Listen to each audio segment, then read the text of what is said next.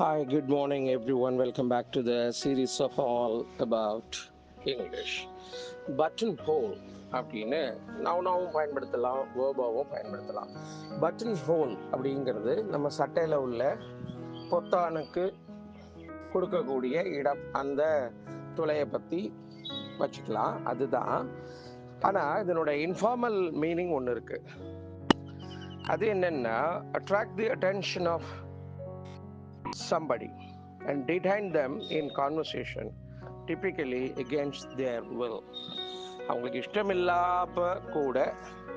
இல்லாத போது கூட நான் வழியே சென்று அவங்கள பிடிச்சு இழுத்து பேசுறது.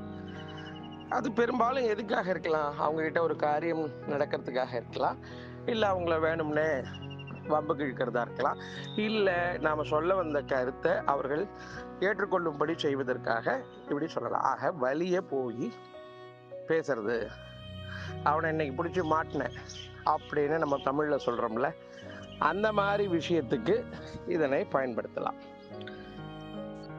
Example, they buttonholed politicians to lobby for the change.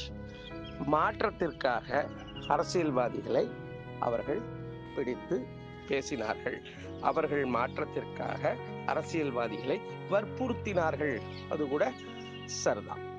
இந்த மாதிரி இந்த பட்டன் ஹோல் அப்படிங்கிறத இன்ஃபார்மல் கான்டெக்ஸ்டில் இப்படி பயன்படுத்தலாம்.